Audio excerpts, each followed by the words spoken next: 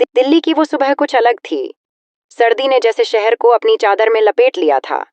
हल्की हल्की धूप पेड़ों की टहनियों से छनकर जमीन को सोने सा बना रही थी। आरव अपनी कॉफी का कप पकड़े हुए कॉलेज की लाइब्रेरी के बाहर खड़ा था।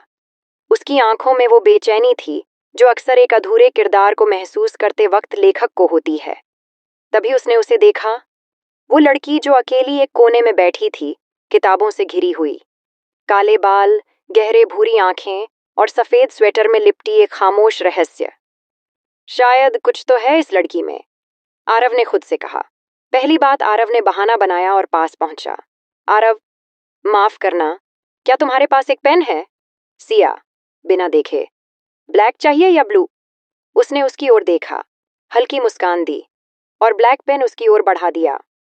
आरव थोड़ा हक्का बक्का सा रह गया। ब्लैक ही सही रहेगा, कहानी थोड़ी गहरी है, उसने जवाब दिया। सिया की आंखों में पहली बार एक हल्की सी चिंगारी आई। कहानी लिखते हो? उसने पूछा। हाँ, और तुम्हें पढ़ते देख लगा कि शायद तुम खुद एक कहानी हो। कुछ हफ्तों में ही दोनों की मुलाकातें आम हो गईं। लाइब्रेरी, कैंटीन, पार्क, हर जगह कुछ अधूरे किस्से और ढेर सारी खामोशियां थीं। सिया चुपचाप थी, मगर उसकी आंखें बहुत कुछ कहती थीं। वो दोनों पुराने गाने सुनते, नज़्मों पर बहस करते और बारिश में भीगते हुए लड़ते कि किसकी कविताएं बेहतर हैं, गुलजार या राहत इंदौरी। एक शाम इंडिया गेट पर बैठकर आरव ने धीरे से उसका हाथ थामा। अगर मैं कहूं कि ये जो सर्द हवाएं हैं, इनमें तेरी मौजूदगी बस गई है, तो? सिया, तो मैं कहूंगी कि तुम बहुत अच्छे लेखक हो। और अगर मैं कहूं कि मुझे तुमसे प्यार हो गया है? सिया कुछ नहीं बोली। उसने बस आसमान की ओर देखा और एक आंसू उसकी पलकों से गिरा। सिया ने कभी आरव को पूरी तरह अपने दर्द के पास नहीं आने दिया। वो अक्सर कहती, कुछ कहानियां अधूरी ही अच्छी लगती हैं, पूरी हो जाएं तो अपना जादू खो देती हैं। पर आरव लिखने वाला था और उसे अधूरे किरदार चैन से नहीं सोने देते थे।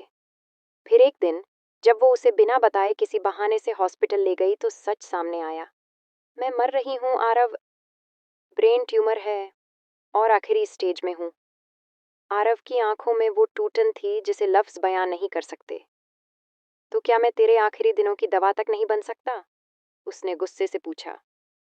तू दवा नहीं है आरव, तू मेरी सबसे खूबसूरत बीमारी है और मैं नहीं चाहती तू मुझ में मर जाए।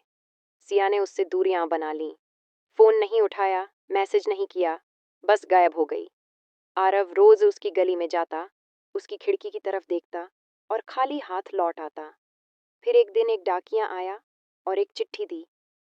आरव, शायद इस जन्म में नहीं, पर किसी और वक्त, किसी और शहर में, जब बारिश होगी और तुम्हारे हाथ में फिर वही ब्लैक पेन होगा, मैं मिलूंगी।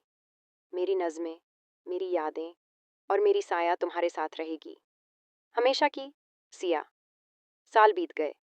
आरव की किताबें बेस्ट सेलर बनने लगीं, पर हर किताब की शुरुआत में एक पंक्ति होती।